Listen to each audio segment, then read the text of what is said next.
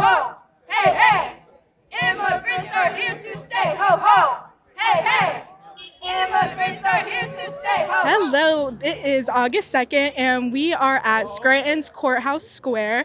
My name is Nadia Cologne, and I am the organizer of this rally.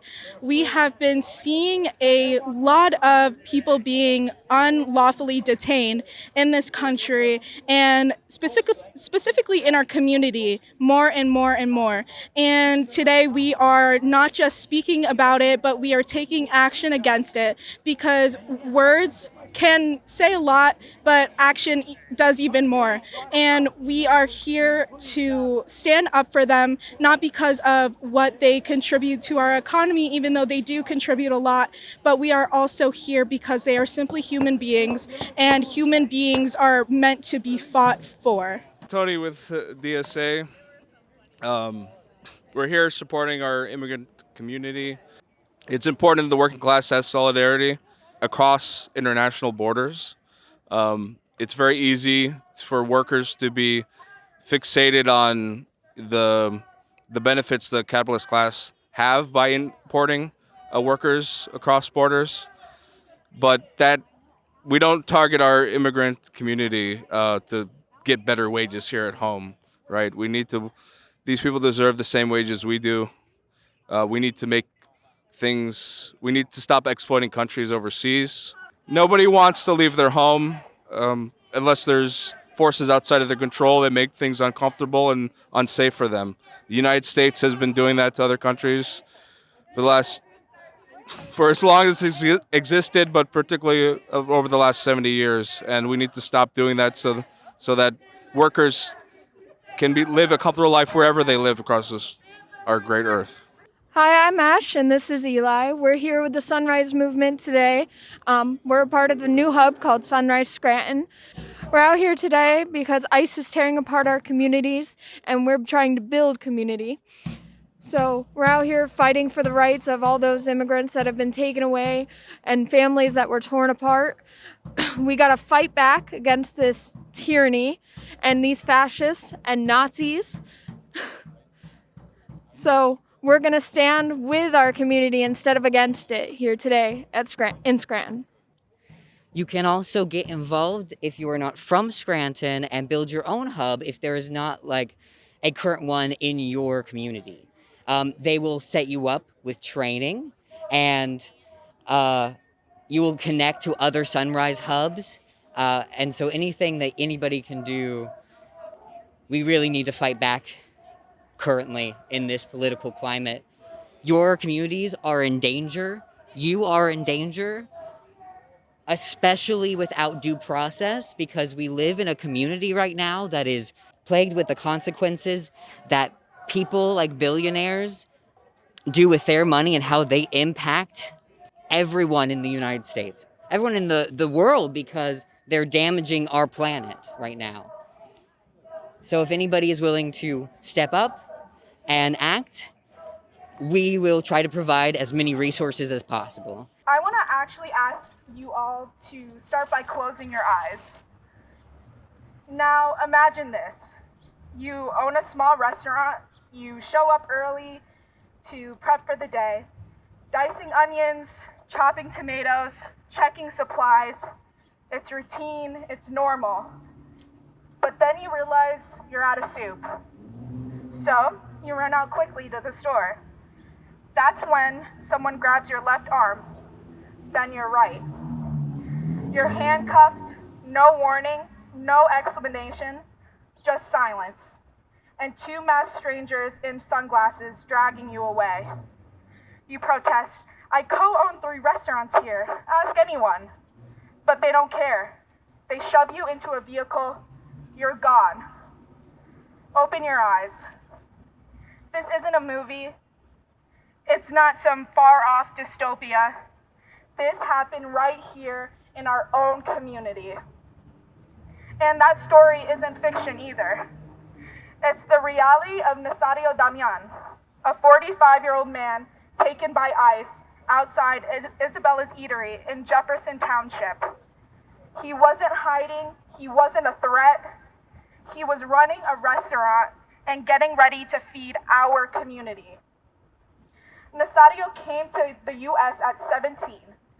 He's lived here for almost 30 years, working, raising a family, contributing to the life of this region. He is a neighbor, a father, a community member, and yet that didn't matter. Because in the eyes of ICE, a man who has spent nearly 3 decades here still isn't American enough. And let's be clear, the only reason this happened to most of us is because of privilege. We are protected by documentation, by whiteness, by distance, but at any moment, someone in our schools, our churches, our workplaces, someone we know can be taken. And far too often, we say nothing about it. We are told, well, they should have come the right way. But what is the right way when the system is designed to keep you out?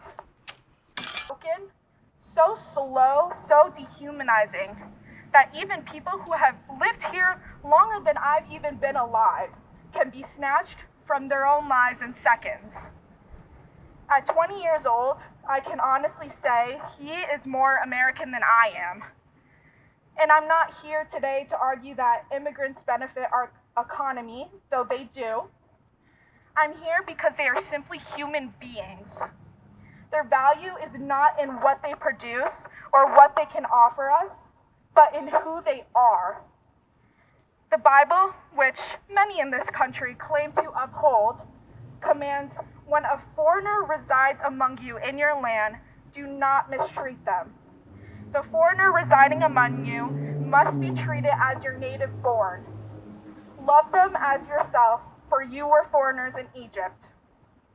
Leviticus 19:33-34.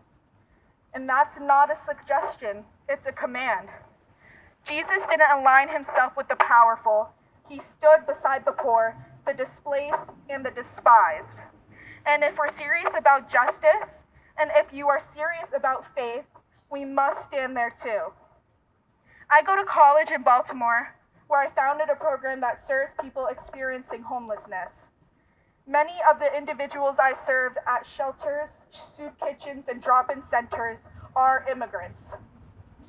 They came here chasing hope and were met with poverty, neglect, and fear. I sat with them, I've listened to their stories, I've held their hands as they've wept, and I've seen the harm ICE inflicts up close. It is violent, it is cruel, and it is wrong. Some say immigrants are stealing jobs, but let's be honest, immigrants are often left jobless, homeless, and scapegoated, blamed for problems they didn't create, and denied the opportunity to thrive. We are a society obsessed with productivity, measuring people by what they can do for us instead of who they are. Woo! To see differently. We are gathered not just to talk about injustice, but to act against it. We say we value freedom, yet we detain those who come seeking it. We say ICE protects us, but what kind of protection comes at the cost of dignity and humanity? So, let's be real here. Laws without justice are just tools of oppression. And when a system targets the vulnerable, it becomes our duty, not just as voters, but as neighbors and as moral human beings, to rise up and resist. We cannot be a community that turns away while our neighbors are taken. We cannot be a people that justifies cruelty with paperwork. We must be the kind of people who say, not here, not in Lackawanna County, and not on our watch. Because the fight for immigrant justice isn't just about policy, it's about people. And people are always worth fighting for. Thank you.